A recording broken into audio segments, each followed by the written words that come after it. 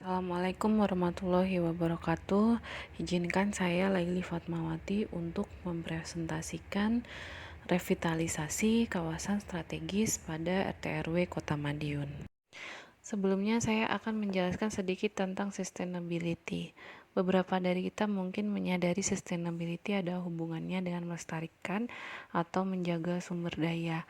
Kita sering mengasosiasikan sustainability dengan hal-hal seperti daur ulang. Jadi sederhananya sustainability itu kemampuan untuk menanggung atau melanjutkan. Karena pada dasarnya sustainability mencari inovasi terkoordinasi untuk menciptakan masa depan yang menggabungkan lingkungan, ekonomi, dan sosial.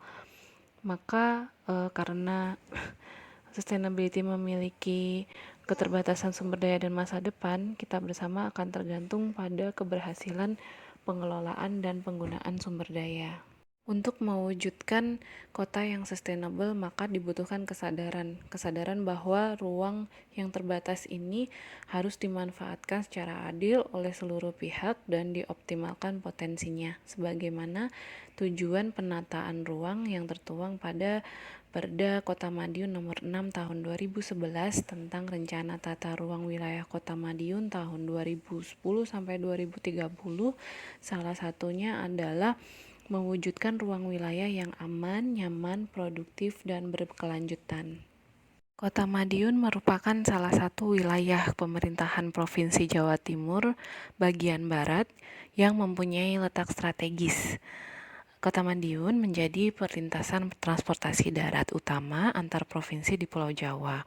Juga merupakan kota transit yang cukup strategis karena menjadi pilihan jalur yang mudah dilalui oleh transportasi bus maupun kereta api, serta mendukung daerah hinterland yang mempunyai potensi budaya dan pariwisata yang cukup terkenal. Di Madiun sendiri terdiri dari 3 kecamatan, yaitu Kecamatan Manguharjo, Kecamatan Taman, dan Kecamatan Kartoharjo. Untuk besar penduduk yang ada di Kota Madiun adalah sebesar 210.331 jiwa. Berdasarkan gambaran posisi atau letak dari Kota Madiun, nampak bahwa Madiun menyimpan potensi menjadi pusat pengembangan, terutama pengembangan bidang perekonomian. Kawasan strategis pada Perda Kota Madiun pasal 47 ayat 1 tentang RT/RW dibagi menjadi 3. Yang pertama, kawasan strategis pertumbuhan ekonomi yang meliputi industri besar, industri kecil dan menengah, dan kawasan perdagangan dan jasa. Kemudian yang kedua, kawasan wisata yang meliputi makam Sogaten, Kuncen, Taman Kuno, Monumen Kolonel Merhadi, Sumber Air Panguripan, Sendang Sumber Umis, Benteng Pendem, dan Umpak Kuno. Kemudian kawasan strategis lingkungan hidup meliputi sempadan Kali Madiun, beberapa titik mata air di sekitar Kota Madiun, dan hutan kota yang terdapat di Kota Madiun. Pada analisa daya saing Kota Madiun terhadap daerah lain menurut PDRB Kota Madiun dan sekitarnya, terlihat bahwa posisi Kota Madiun dibandingkan dengan daerah sekitar memiliki prospek dan daya saing yang baik. Hal ini karena apabila dibandingkan dengan Kota Mojokerto yang dikenal sebagai kota budaya, pendidikan, pariwisata, industri, dan perdagangan, dan Kota Blitar, Kota Madiun hingga tahun 2017 masih memiliki PDRB di atas kota-kota tersebut. Hal ini menjadi salah satu faktor bagi pemerintah Kota Madiun untuk melakukan revitalisasi pada beberapa kawasan strategis. Pada kawasan tersebut, saat ini pemerintah Kota Madiun, Jawa Timur sedang melakukan beberapa revitalisasi, diantaranya revitalisasi jalur pedestrian atau trotoar yang berada di kawasan Jalan Pahlawan. Revitalisasi tersebut bentuknya menyerupai pedestrian Malioboro, Yogyakarta dengan ornamen lampu taman serta bolat. Di trotoar di sisi timur Jalan Pahlawan akan direvitalisasi 2 arah. Pertama ke arah selatan sampai titik perempatan Tugu, dan kedua ke arah utara sampai stasiun kereta api Madiun.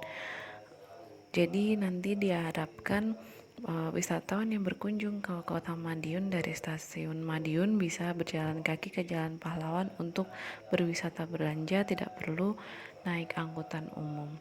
Sedangkan pemilihan Jalan Pahlawan itu sendiri dikarenakan kawasan tersebut menjadi destinasi wisatawan yang tertarik dengan wisata belanja. Area tersebut terdapat pusat perbelanjaan dan hiburan. Selain pedestrian di Jalan Pahlawan, dilakukan juga revitalisasi terhadap Taman Sumber Umis yang nantinya akan menjadi ikon di Kota Madiun dari lokasi yang sama, tepatnya di depan Matahari Department Store Kota Madiun yang saat ini pembangunannya sudah mencapai 40%.